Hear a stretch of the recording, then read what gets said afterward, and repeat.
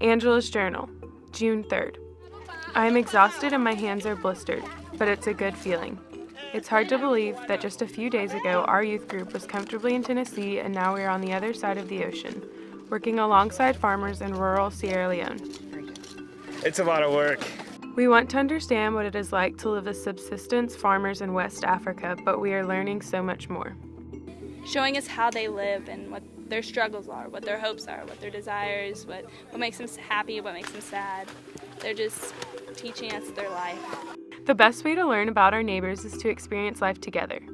Recently, our youth group from Christ United Methodist Church in Franklin, Tennessee went on a mission immersion trip in Sierra Leone.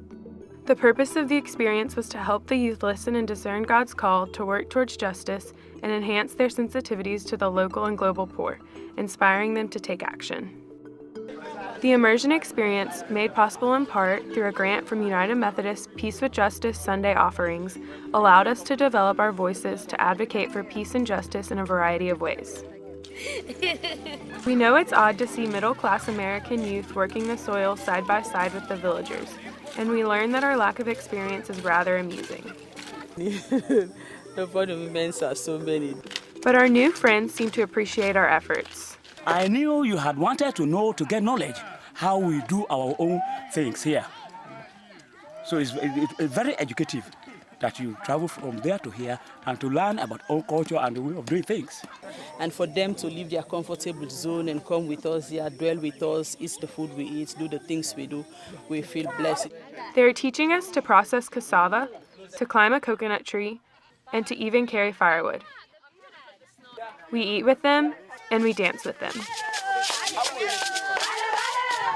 We're all brothers and sisters. It's not just people who worship, think, or look like you. It's everyone, regardless of how they look or how they think. We are becoming good friends with two local youth. Suleiman is a Christian and ready to help with just about anything. Mariama is a Muslim who is quick to smile. They are staying with us at the guest house and are helping us to understand what it is like to be a young person in Sierra Leone. I will miss them a lot when we will be going. So, while we are visiting one of the most economically disadvantaged countries in the world, we are coming to realize that there's real abundance here. Not in material possessions, but in God's love. They're so rich in their love for each other and the community that they have. The greatest thing that I've learned is the sincerity and the genuineness in their love and serving. This experience changed all of us, and we are forming long-term friendships that have already changed how we look at our world. For me, it's more of what can I do now? Like, what's the next step? And I feel like this is the start of my life, my career, my dreams. We've been blessed to go on this trip, and I think that's an obligation for each of us to be advocates, not only of Sierra Leone, but just poverty around the world and the injustice that countries are facing.